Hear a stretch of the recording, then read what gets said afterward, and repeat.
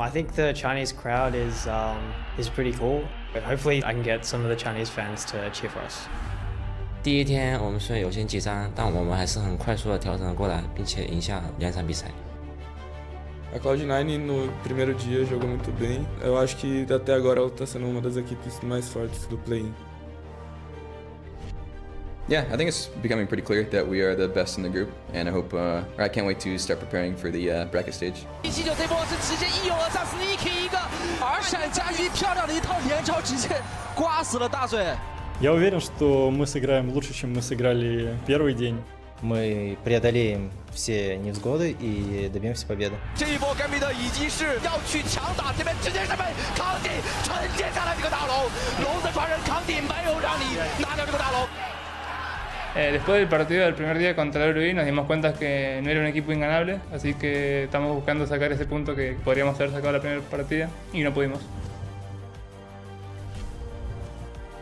第一天的比赛，我们 WE 收获了非常多的掌声，也希望大家多给其他赛区的各个队伍多些鼓励跟掌声，让他们感受到来自东道主的热情。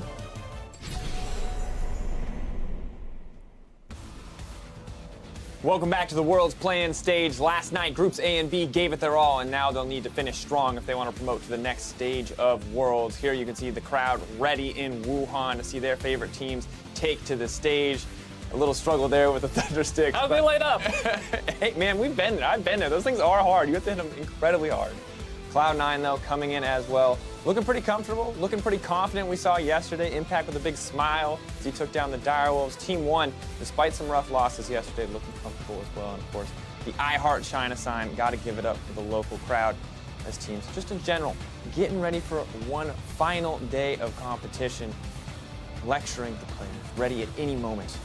Yeah, Team 1 are just frankly trying to get on the board after it was a very dominant performance on the other side from Cloud9. So it's a kind of a song of fire and ice here there for them.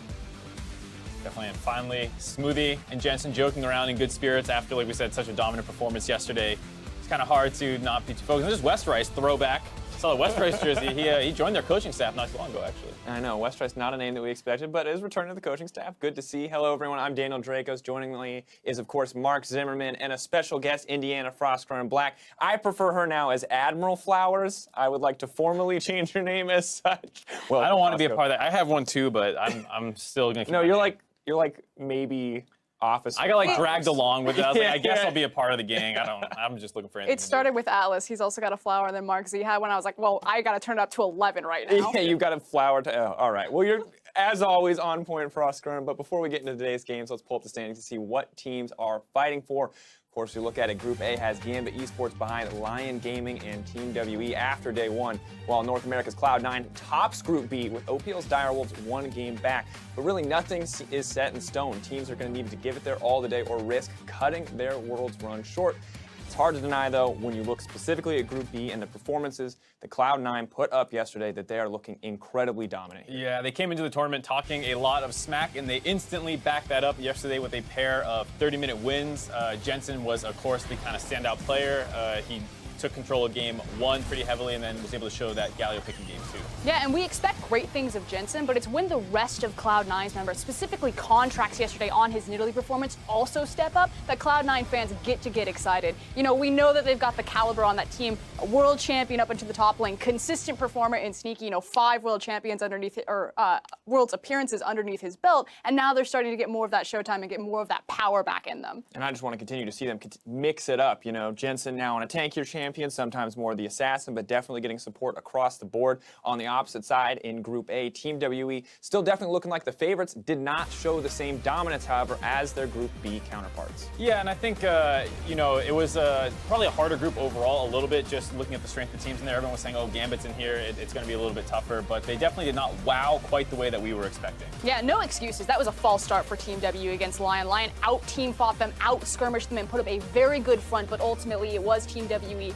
having control over the macro priority on the map and taking the game, as well as then just cleaning out Gambit Esports. Made it look very easy in the end, but it's crucial right now for Team WE to show their dominance in their rematch versus Lion Gaming, because if they drop that game, they could find themselves in a tiebreaker scenario, and based on Lion's performance yesterday, it's really not out of the realm of possibility. Right, because even though they did struggle a little bit to keep up with the macro of World Elite when they played later in the day versus Gambit, they completely destroyed them, and it was very impressive to see, and it shows that it wasn't really a flash in the pan or a fluke performance of just WE playing maybe a little too conservative or anything. They actually have the chops to go toe-to-toe with them. And frankly, that's been the biggest surprise of the tournament so far. You know, everyone was looking at Gambit Esports, giving them the benefit of the doubt with some of those legacy names that they were going to be the big, you know, emerging region team. But it was Lion Gaming, you know, probably what, the most decorated team in League of Legends, 9 domestic titles to their name, that just came in flying. I mean, look, historically, they have in the past had very good performances in the group stages. They've never quite been able to transition it onto the world stage until now. But now that they're here, they are showing up. They are clearly proving themselves worthy of the group so far. Yeah,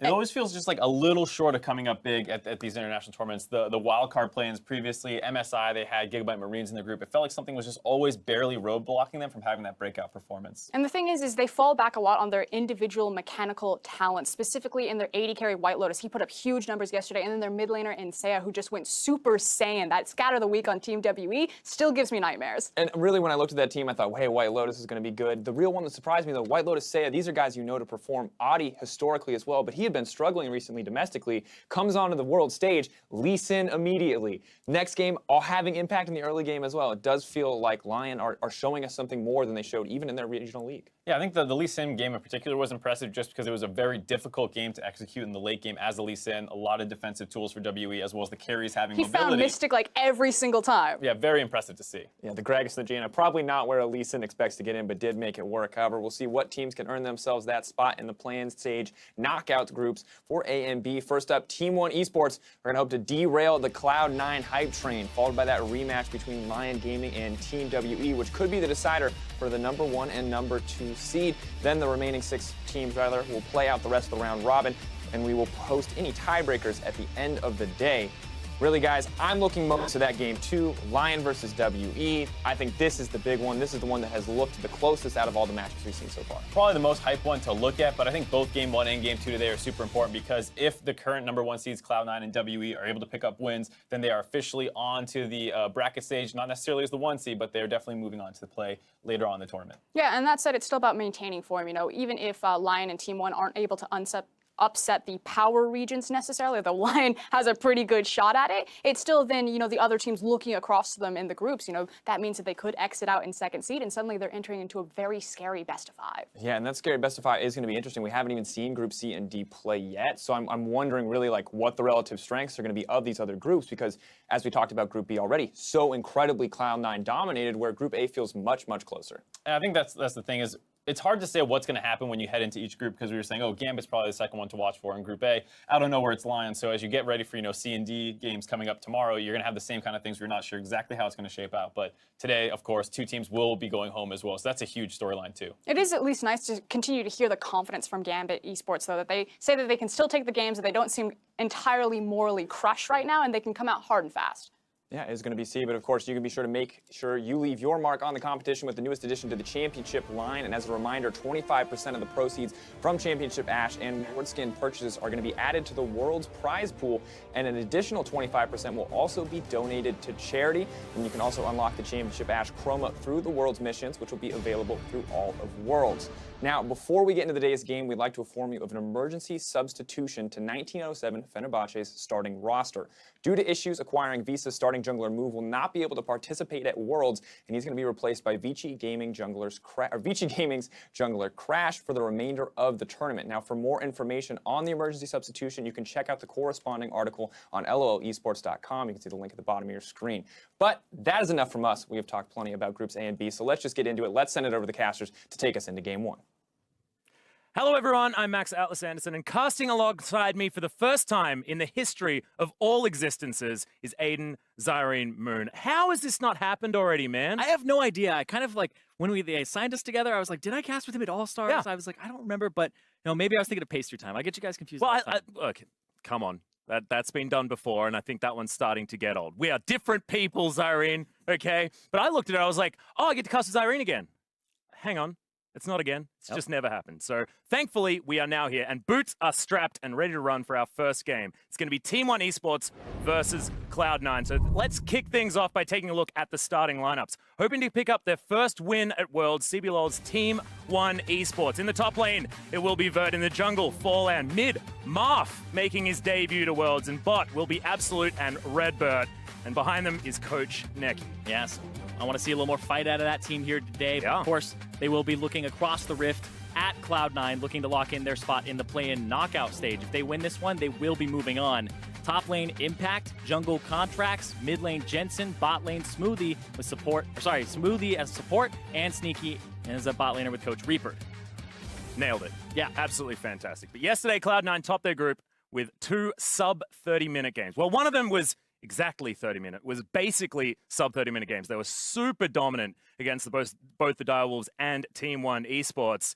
Is it going to be the same today? I mean, we've got some side switches and things, Irene. Do you have some hope for the Brazilians and the Oceanians? Well, I really just want to see more fight out of the Brazilian side. I know they have a lot of passion there, and they've swapped things up with Marf, but right now, up against Cloud9, Cloud9 showed some diversity. Yesterday, they ended up succeeding through Jensen carrying a little bit, but then they picked the Galio, which was a little bit of a curveball, because it's actually Impact's most played champion in the top lane, and Jensen had never played it in the mid lane. So they were able to throw the Direwolves off, and that is something that North American fans are really happy about seeing from this third seed from NA, because this will be able to kind of allow other teams in the future to not just have that Galio go over and know, oh, it's going to Impact. Now we're seeing the diversification for Cloud9. That's exactly what you want to see. Yeah, it's massive amounts of flexibility, and having a Galio that you can now flex is something that they've never had in their wheelhouse before, and means that Team 1 Esports, I mean, they played the first time around, and now they know they have this flexibility. So now it's even harder to draft against them, and draft has been one of the problems here for this team. So while Cloud9 are expanding their identity, we're looking for Team 1 to start on the right foot, and that might have to begin in the mid lane with this swap, because Marf, statistically over the season, looking much better than that of Bruiser. Yeah, even just in their win-loss, Bruiser 8-6, Marf 7-2. So Marf starting, and we talked about the jungle, or the mid lane might be the place to kind of mix things up. That apparently is what Team 1 Esports is thinking as well. Bruiser usually starts for the team, but if you look at the statistics like you were saying, Marf averages 80% more kills per game, over 100 damage per minute more, and has a better CSD at 15. So he's winning lane more, and he's also team fighting better. So they're hoping that he can hold up against Jensen, the all-NA LCS pro mid laner, who honestly had a beating on Bruiser yesterday with almost 40 CS up. Yeah, that was absolutely terrifying. Not to mention the fact that Bruiser didn't have a good time against Fantix as well. I mean, Fantix ahead of the clock by like 20 CS at the same time. It was a sub-26-minute game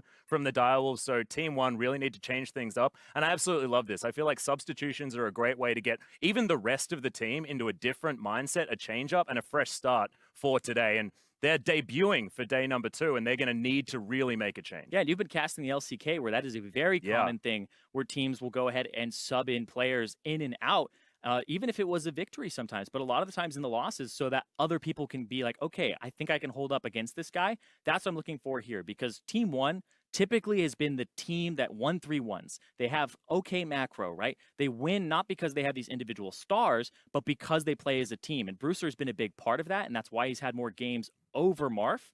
But Marf is just individually a better performer, and after what we saw with Bruiser up against Jensen and Fantix, it seems like you just at least need somebody who can hold up in these lanes and not have it be a liability, and to get to your game plan. Well, speaking of getting to the game plan, we're into Champion Select for game number 1 of the day. Team 1 Esports will be on the blue side this time around, and Cloud9 wearing some red shorts, which is really scary because Cloud9 play incredibly well from the red side already.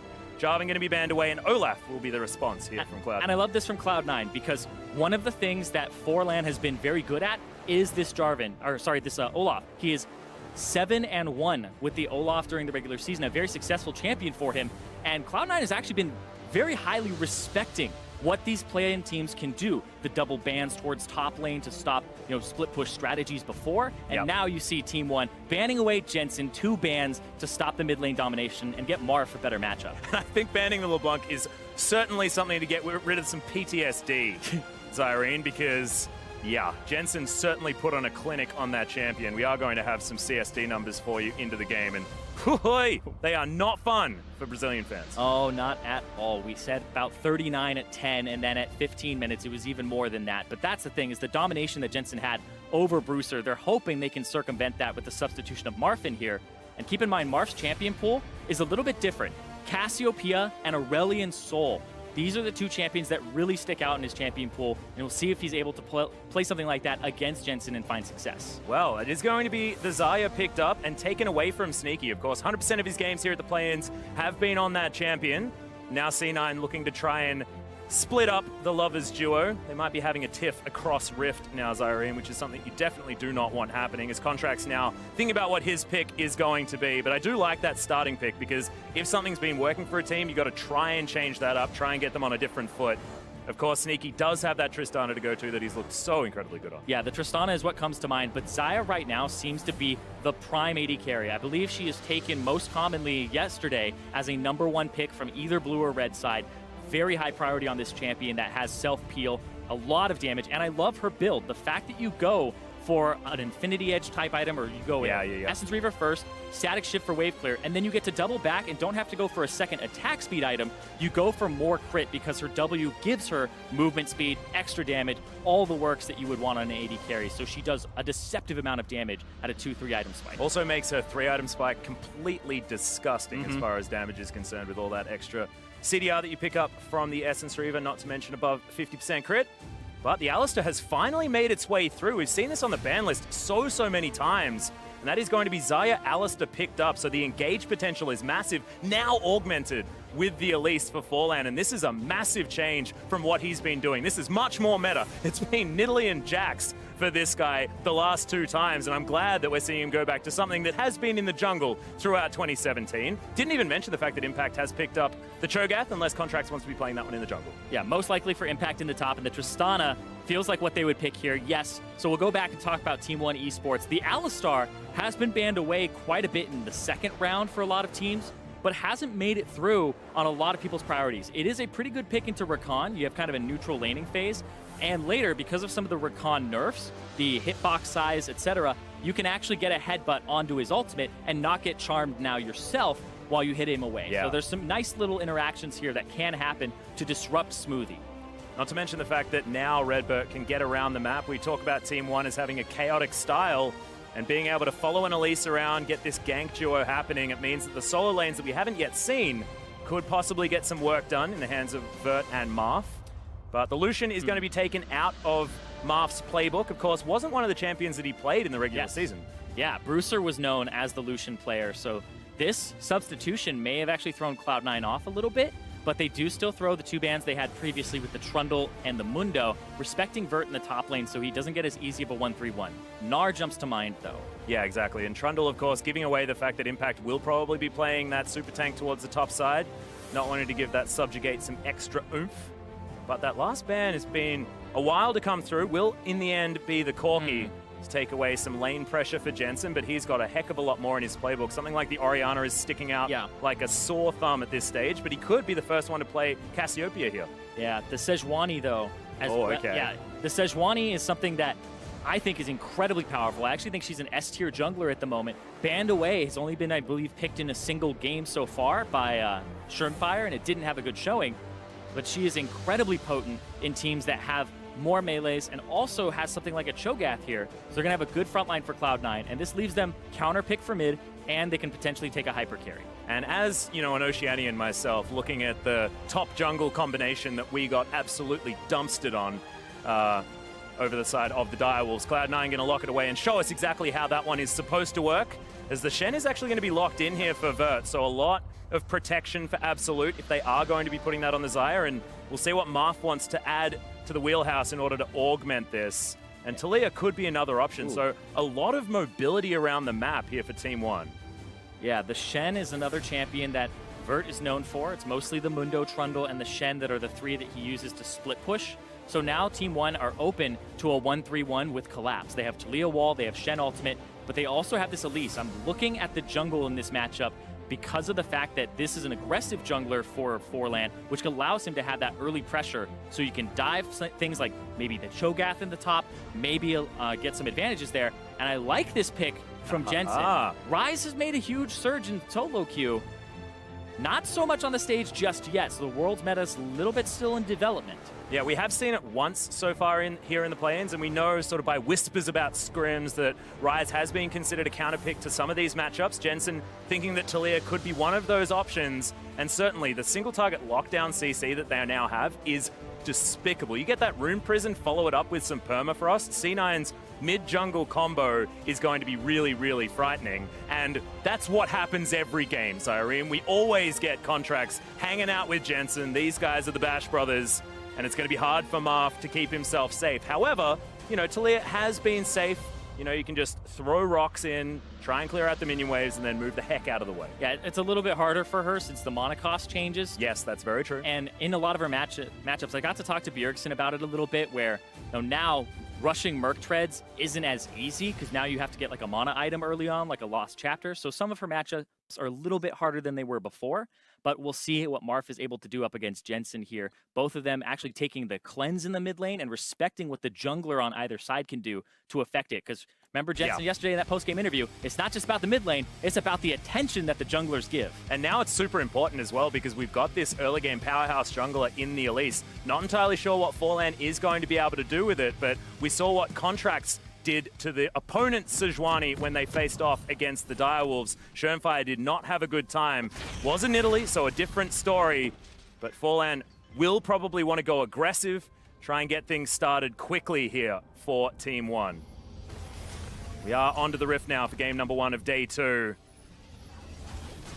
And C9 just wanting to get that third win. The dream is to get 3 on the board because you're feeling very, very comfortable. We are going to have a slight pause, though, to start things off. Wouldn't be the beginning of the day if there wasn't a little bit of a pause. And now, Zyrene, we get to have a bit more of a chat because we need as much camera time as possible because the two of us haven't been here like this so far for any event.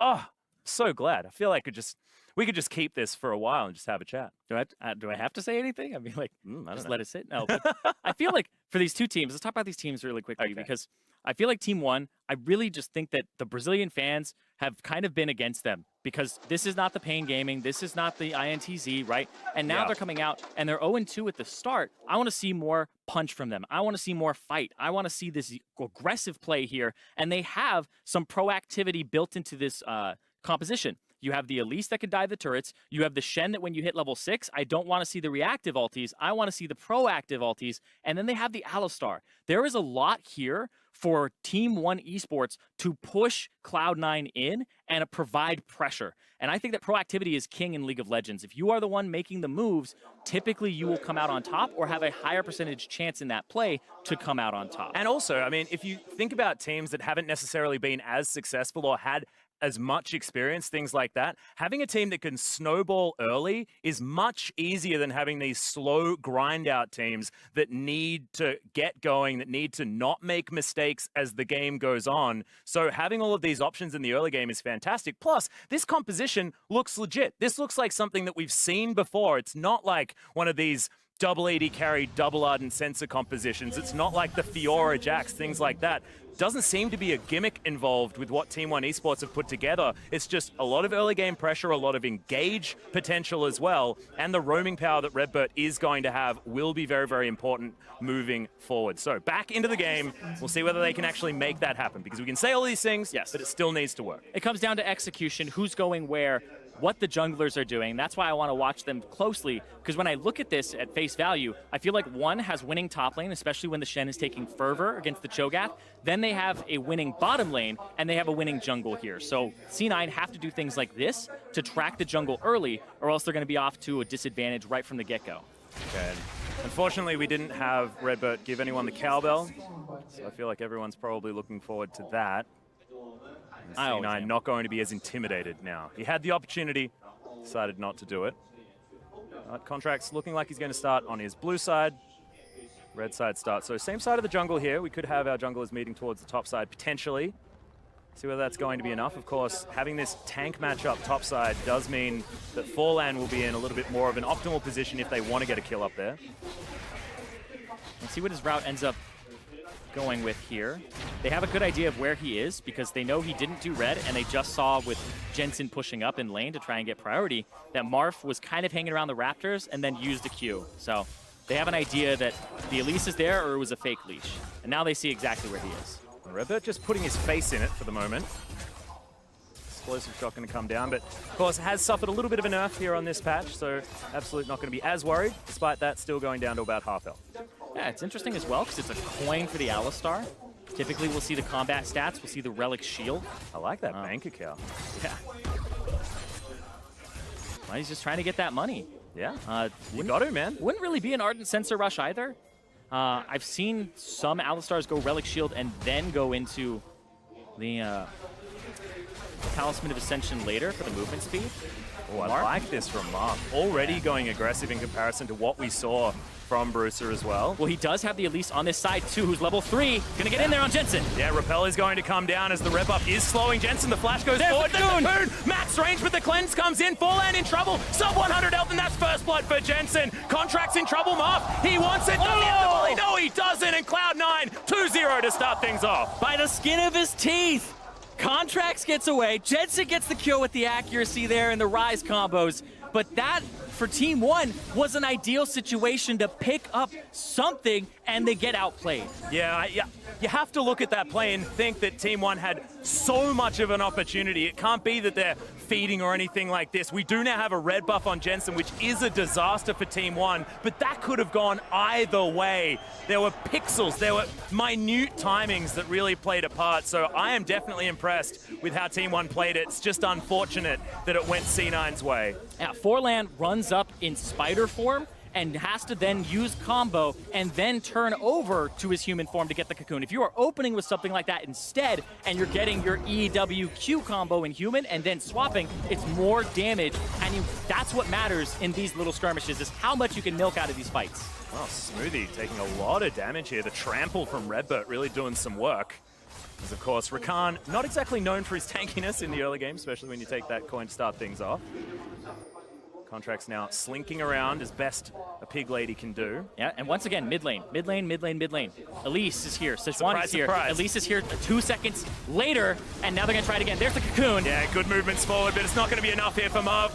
Jensen just moves his way in. That's gonna be an easy third kill for C9. Repel comes down, but there is not a lot of locations for him to go, and an easy double. Now Jensen already off to a flying start, 100% kill contribution, 3-0-1. This is a disaster in the making for Team 1 Esports. I feel like the repel there as well. That was something that you didn't have to do. It gave more time for Jensen to get cooldowns back. And this right here, we can see Contracts is literally just 2 seconds faster to the gank than the Elise is, and that's what makes the difference. If the Elise is there first, she'll get the combo onto Jensen, and then you have to outplay from there. But this is right from both of the sides. Yeah, I mean, you're just repelling to see your death for a little bit longer. There was no way he was getting out of there as Redbird. Nice double.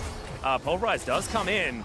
Not exactly kill damage here, but a lot of harassment going down. It's absolute full health. Feeling comfortable, just a little bit upset about how the rest of the map is going, because there's a 2,000 gold lead at 5 minutes for C9. Yeah, and it's off that mid lane. It's just 2-on-2 skirmishes, and the jungle mid of Cloud9, you can see, is just a little bit better at timing, a little bit better in that synergy, and that may even just be, you know, the repetitions that Marth has had in the lineup. He's actually played less games than Bruiser. How much time has he had to synergize with Forlan? But Jensen and Contract's been playing together the whole split, the whole year, right? Contracts was brought on as a rookie and has kind of been, you know, a mid laner's favorite jungler, because Jensen's been able to kind of craft him into what they need. Contracts, exactly. Just following him around. Feels like how we used to talk about Maple and Carsey, you know? It's like they were almost the entirety of the Flash Wolves for about a season there. Yeah, and Contract's doing the same thing for Jensen, making him look like a god. But also, you think about the games yesterday, where we were talking about C9 in a diverse style. Contracts played a full AD Rek'Sai, then he played things like the Nidalee, right? Yeah, so pretty now, full AP Nidalee as well. Showing the fact that he can play a diverse style, that Jensen can play things like this Rise, as well as the Sejuani for Contracts, and now he's going top again. This was once again something he did the other day, and now he's got Contracts and Jensen. They're just teaming up here. Yeah, Vert is in a lot of trouble. Moving out of the way as Jensen's just going to realm walk his way forward. Vert at least underneath the turret as he flashes his way forward. Now he has no way to dodge incoming CC. Impact does need to hit the ruptures. Yeah. But he could waste some time here. Buying time. That's what he's doing. He's going to go down, though. Yeah, Talia is going to be moving towards the bottom side to try and capitalize, but you can see C9 very intelligently just hanging out underneath their turret, not going to give them any space to work with. Vert does have his teleport, so he can get back up to that lane, but now 5-0 for C9. Yep. So much control. Yeah, but this Infernal Drake will go over because of the time that Vert was able to buy, and that blue buff's going to go over to Mark. So they're going to try to get something back in this mid lane, which has been an absolute disaster. Rise, Jensen also started with a Dark Seal. 8 stacks already for that damn thing. He's got so much AP that's been stacking up. And remember, the Rise buff was a 0.4 increase on the ratio of Rune Prison. Typically rises by tier into Catalyst, and you have no AP. So that buff doesn't even come online until later, but now you're already looking at a bonus of almost like 25 damage to what his W is doing on this patch versus before. Oh no, and they're just going to do it again. Realm Walk isn't available this time, but wasn't exactly necessary last time, as well as Contracts. Just a last-minute ultimate to throw forward just to make everyone feel better, and an easy kill comes in for Impact, making it 6-0. Yeah, but it's 6 kills in 8 minutes. This is high tempo from Cloud9, countering the tempo that One had, or One was actually matching at the start. It just came down to the execution and the little decisions in the fight and leading up to the fight too. Yeah, and it feels like just that one moment early in the game has just been so perfectly capitalized on by C9. They know exactly what they need to do in order to snowball this forward, and they're making all of the aggressive moves that they need to, moving that gold towards the top side as well. Now a 2-0 Impact, purely because Jensen was so far ahead, Contracts was so far ahead. And is Sneaky going to be dead? No, he's not. Nah, he's actually been winning this lane by himself. Sneaky has been able to win this lane with Smoothie, just pretty much off of just the matchup, which you typically would say would go in favor of the Xayah with the trading potential, but he's been able to just CS a little bit better without attention. Yeah. And we're talking about like mid lane and how it kind of just went a little bit C9's way, and that's made the difference. But I got to give credit to One that it was the right idea to gank mid and be aggressive, and then to repeat, because all summoner spells were down, right? All flashes on both Jensen and Contracts, as well as his cleanse, but same with Team One. So both Contracts and Forlan had the exact same idea, and it's the appropriate play. Yeah, this is the thing. It's not like they made a mistake or anything like that. It's just that 2 kills that went down early on. Yeah, I would say from a macro just perspective, didn't work. Exactly. From a macro perspective, it's the right thing to do. From a micro perspective, it's just a little bit of an execution error and a timing error. But Forlan down bottom, trying to get something in a lane that he hadn't visited before. Yeah, finds the cocoon, and that's the grand exit. With the quickness available as well, means Smoothie is going to be fine. We'll have to go back to base, but it's another failed gank, unfortunately, there for Forlan, and all summoners still held on to. Yeah, turret race time. Oh, looking for Vert. We do have a Glacial Prison available, but Contracts decides not to throw it forward. Marth now looking for more, but they will just grab this first turret gold over for Team 1 Esports. So that will get them back within touching distance as far as money is concerned, but C9 still just happily scaling up. Remember, this is a Rise. He's going for his Rod of Ages. He's going for his Seraphs. Like, oh man, this is frightening, Zyrene. Yeah, the big difference here is when you look at what's happened in terms of the split map, look at the top side for Cloud9. They've warded up everything, but hold on. Sneaky's going to get out. Weird. Mark, though. That was like an extra boosted rocket jump as the flash does come out. Forlan finds nothing. He's going to get killed by the turret. Thankfully, he wasn't touched by anyone on the side of C9. And Team 1, once again, absolutely no joy for any of these ganks. Yeah, and they're going to get that top lane turret taken away from them, and Cloud9 are going to keep pushing. And what I was talking about is all of this vision that's near the blue buff of One, and Cloud9 have control of this quadrant. On the opposite side, Team One had exactly the same amount of control of Cloud9's jungle, but there are no wards that they placed there, no control wards. There were 3 wards in the inventory of Redbird, I believe, and he was able to put down a few, but most of them are being used in the lane to set up the previous gank, and they weren't able to advance their ward lines. So they actually have less control of the pressure points on the map. And right now it actually looks like they've got less champions on the map as well, because the inner turret falls on the top side. We've got this mid lane turret getting a lot of chip damage from Jensen.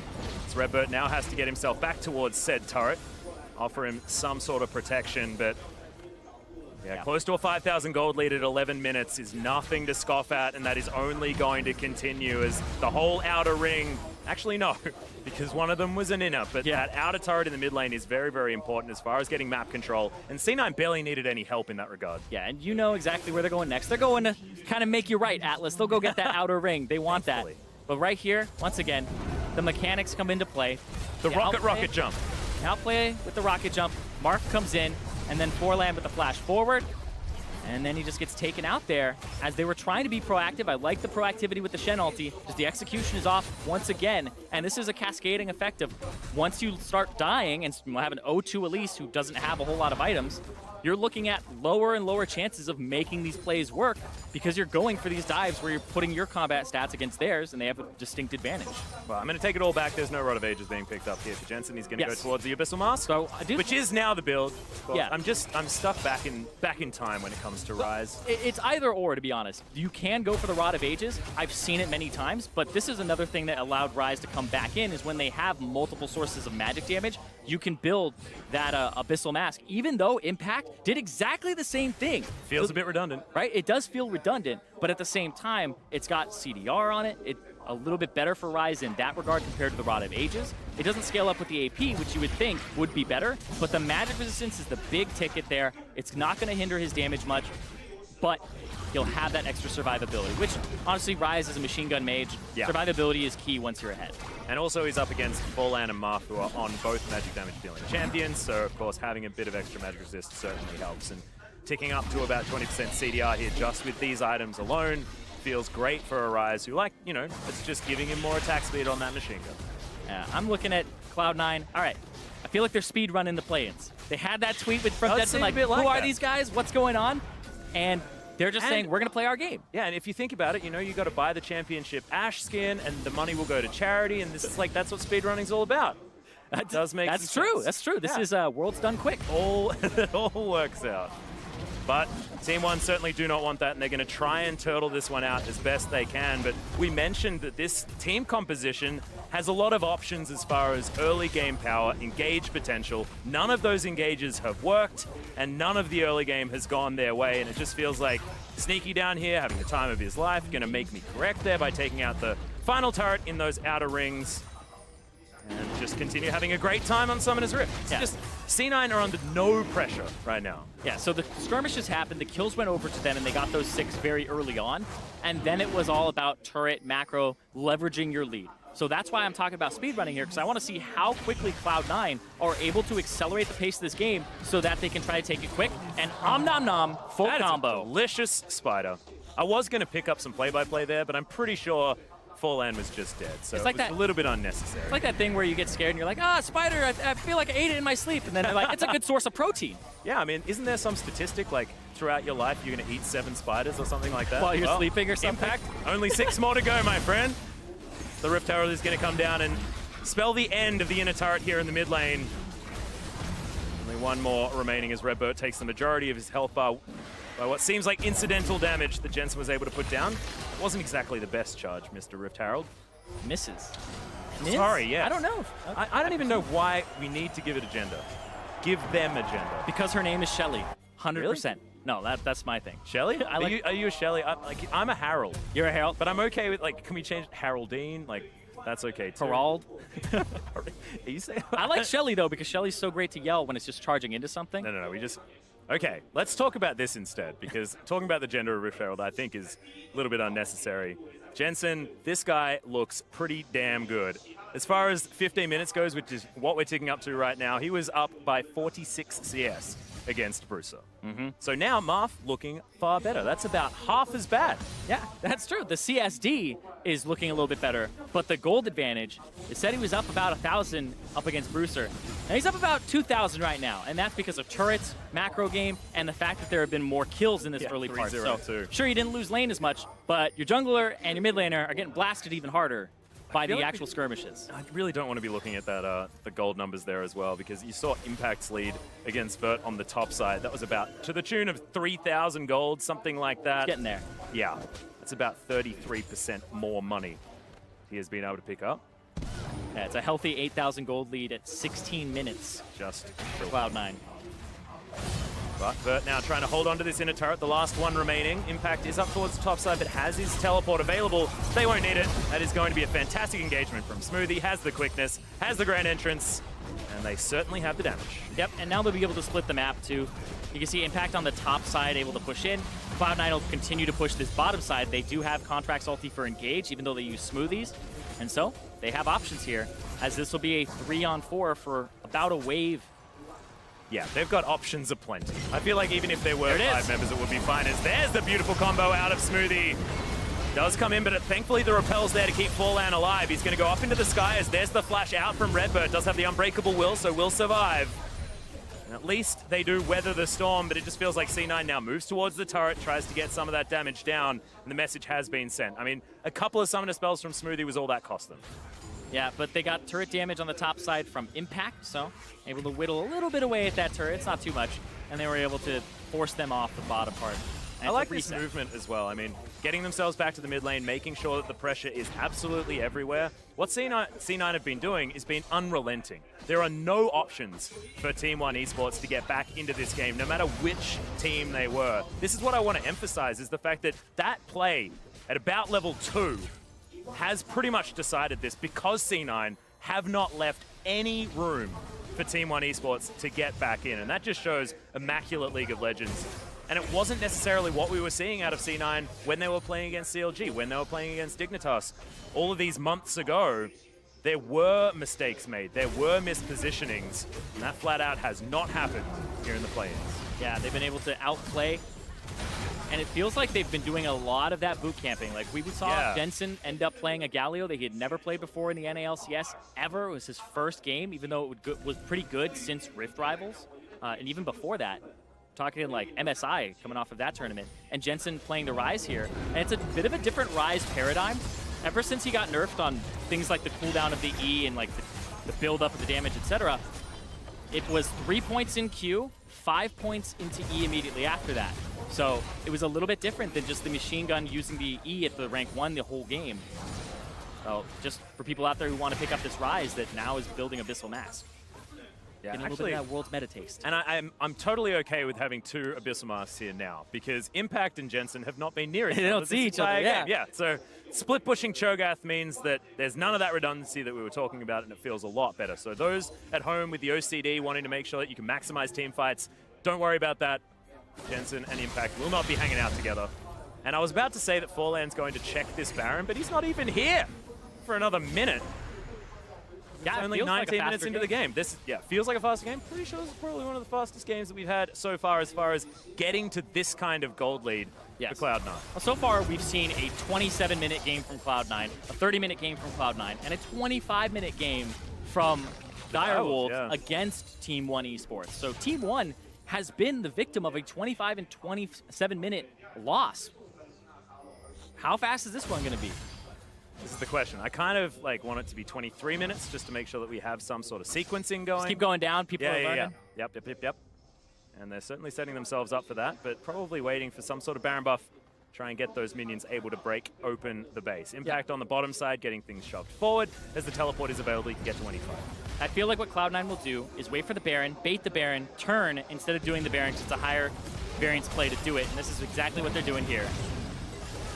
You do have the Realm Walk to come in, but it is interrupted, so Jensen not going to have that opportunity. Nice double knock-up comes in, as Vert does have to get himself out of the way. Fallan survives for longer than he probably should have, but does eventually fall down, and Sneaky says no to Redbird. No more jungler available. C9, pretty textbook move towards the Baron. Yeah, when you're 10,000 gold up, you don't need to start the Baron. You deny vision of the area, wait for them to walk up, use your 10,000 gold advantage, kill them, then you go for the Baron. It's much easier to take lower variance play, and you're able to just pick that up.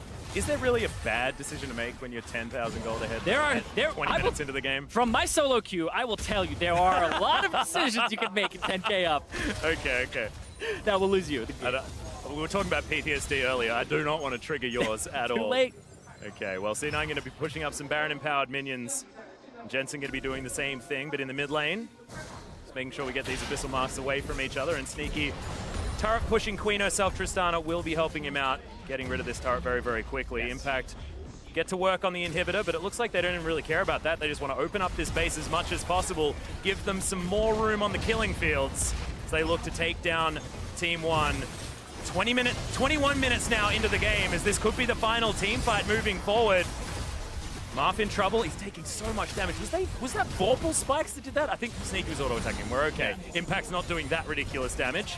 So the first inhibitor is going to fall. Inevitably, the second one is going to follow. And this has been utter dominance. 15,000 gold the lead. The point-blank ultimate is going to land, and that is no more Talia Forlan also going to fall down almost incidentally once more, and Bert, he's in trouble. That's 4 swift kills, absolute, no options whatsoever as Impact. He looks basically unkillable. He's at low health, but who even really cares? That still means he's got about 1,000. Nexus turret's now taking fire, and Absolute just has to look on as his base gets decimated. C9, you thought they looked good on day 1. They look damn good starting off day 2. Direwolves had some choice words after that game saying that they'll come back. Chippy saying, don't worry, Impact, I'll come at you next time. But man, this is looking like a terrifying Cloud9 to go up against. Chippy's saying, you know, we're ready. Cloud9 saying, come at us. 22 minutes, 19 seconds, 14-0 in kills, absolutely obliterating Team 1. And Cloud9 will be able to move on to the play-in knockout stage after this win. Yeah, they will. That makes them 3-0. No one is going to be able to catch up to that scoreline, so they'll be waiting at the top seed for the second seed team from one of the other groups, of course, to come in. Direwolves can still catch them with a 2-0.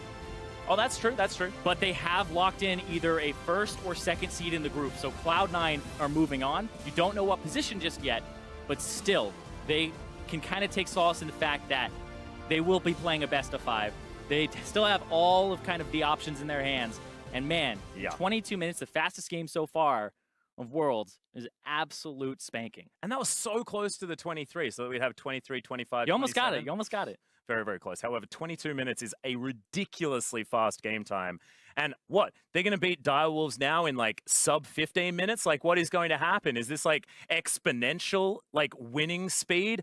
I'm not entirely sure, but C9, they didn't even necessarily have a snowball composition put together. There's a dang Sejuani in the jungle, Zyrene. Yeah, and that's what I'm really looking forward to here from Cloud9 moving forward, is we're seeing Contracts be a standout for this team to help Jensen to push things forward. And remember, this is his first Worlds appearance, and this is a fantastic warm-up for him because Cloud9, if they move on to groups, they either are in a group with SKT or Samsung, RNG. They are looking at a lot of great teams with great junglers, and it's a good warm-up for the rookie. Yeah, he's definitely going to need it as well. But now, to hear more about that Cloud9 win, let's send it over to Dracos and the analysts. Thank you very much, Atlas. I think dominance is the story of Cloud9 in these games. We're through. Let's go. Okay. We're on the elimination stage officially, and we're doing it. And as Marcy said, now officially locked. They're not guaranteed first seed yet coming out of this group, but they will be getting first or second. So that is a big deal. Already moving on to the bracket stage at first game, day 2, Cloud9 have already secured something that is quite impressive. Yeah, and the manner they did it. Exactly, the breakneck pace. I know we're like both excited. I had to compete for you there. I don't know if I can compete with that though. That relationship. Very emotional person. But they just missed a perfect game, and it was what, Jensen's first rise of the split of the season, maybe. Of the year. There you go. Of the year, comes out, just starts slamming kids on that one. 4-0 in the first 4 minutes of that game. Just ridiculous stats. Yeah, I think it was so funny too because it's exactly how the C9 games tend to go, as Contracts and Jensen pairing together, destroying that, and then spreading that around the map. They go top, they get more kills there. It was a great showing overall, and it's something that I think whoever has to draw them, even if they end up in the second seed somehow today, I don't think anyone is looking forward to playing Exactly C9. what I was going to say is that if you're a team in C or D and you haven't played yet, you're like, we really need first seed. I knew we needed first seed already, but now we really need that first seed. Yeah, I think that's just the big thing too, because it's such a mechanical dominance out of C9 where they just seem like on a different level in terms of just individual skill almost across the board. I mean, that bottom play by Sneaky, the fact that they threw Hate 4 to cut you ultimates. off, however, of course, a fantastic game, but we do have words from members of Cloud9 themselves, so we're going to send it over to Fish for an interview with Smoothie. Thanks, guys. I'm here with the support from Cloud9 Smoothie after a dominant victory over Team 1. That was the second game you played against them. It was relatively quiet in the bottom lane, but the top side of the map was action-packed. What was the game plan going into Game 2 against them? Well, we didn't really have a game plan. I think we just played with what leads we had. So Jensen and Contracts won an early 2v2, or several early 2v2s, and we got a huge lead off that. And it was really hard to play on bot side because they had Shen Talia, which has really high kill pressure in the bot lane. So we just played on a strong side, and it worked out for us. Definitely did work out for you guys. This is the fastest game we've seen from this group so far. The last match you played was up against the Direwolves, and that was a relatively quick victory as well. Tell me a little bit more about that match, because that's who you're going to be playing up next as well. Well, we obviously don't expect the games to be easy by any means. We just take every game by game, and hopefully it goes well like this. But I mean, I'm not expecting them to fall over or anything. It'll still be a really hard game, and we'll try try our best to make the games clean like this one. Which is great to hear, because if you win that next match against the Direwolves later on today, you're guaranteed first seed coming out of this group, and that's definitely something that you guys will be striving for. Are you very confident coming to this next match? Tell me a little bit more about it. Well, I wouldn't say I'm confident. I mean, sure, we won a lot of games, but I've gotten punished in the past for being too confident, and I never want that to happen again. So hopefully we take every game, again, I said, every game by game, and hopefully we just win all. Well, that's great to hear. Congratulations on your victory just then. Best of luck against the Direwolves later on. We're going to send it back to you guys. Okay, it turns out there is a humble member of Cloud9. I wasn't sure if everyone was going to come in swinging like, yeah, this is free, this is easy, why are we here? But Smoothie, definitely more reserved, definitely more relaxed. Yeah, you heard him say, though, he's had those moments. He personally guaranteed that C9 was going to get through the gauntlet in North America. So he's not completely foreign to the idea of stunting a little bit. Well, of course, we talked a lot about Cloud9's success, but I want to look a little bit about how they actually executed and what exactly they brought to the table, because you heard Smoothie talking a little bit about the compositions and what they were playing up against when Team 1 started to draft things like the Shen and the Talia. Yeah, it's looking at the win conditions of both these compositions, and Smoothie said it himself in the interview. He talked about, it's going to be very difficult to play around the bot lane because you are competing across from an Alistar, Elise, and Shen. That has dive written all over it post level 6. But before then, Cho'Gath notoriously starts a little bit slow in the lane phase, so Shen and Elise would have good kill pressure there. So you look at Team 1, you're like, wow, so many different options about how they want to attack this early game. Maybe they camp the top lane, maybe they hard farm jungle and then just go bottom once they have all of those ultimates geared up. Whereas on the other side, it's really just about the Rise. That was the one lane that they had to have that, initial CC lockdown, but you're still waiting for a couple of levels on the Sejuani before that takes off. Yeah, I'm curious, is that the best way to attack this Team 1 composition, is just to play through Jensen? Is kind of the Cloud9 classic. Yeah, it's very fortunate that the way they want to attack the comp is also how C9 just generally likes to play. If you're able to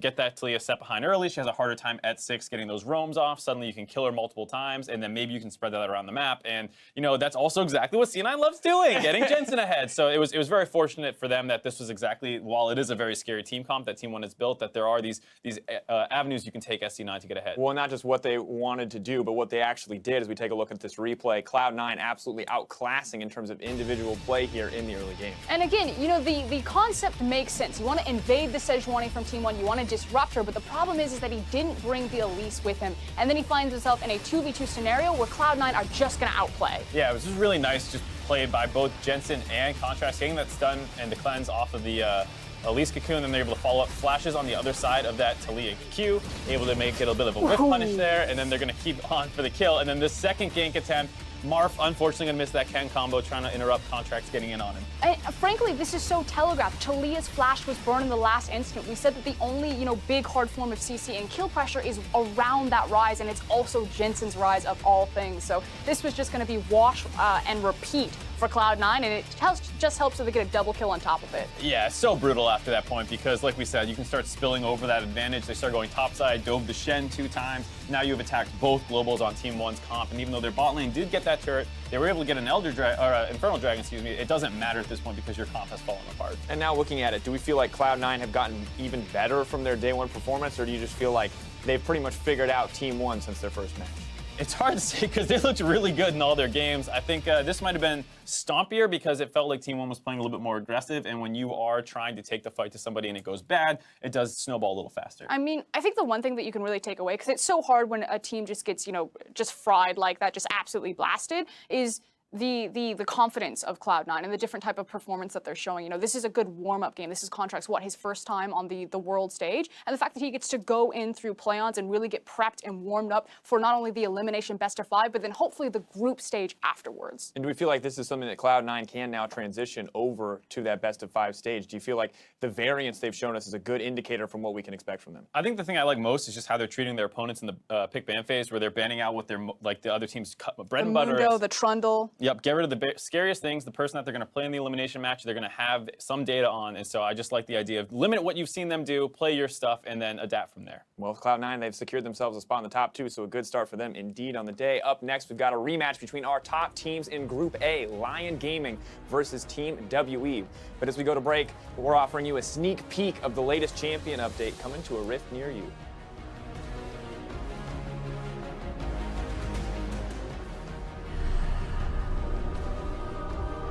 Come on.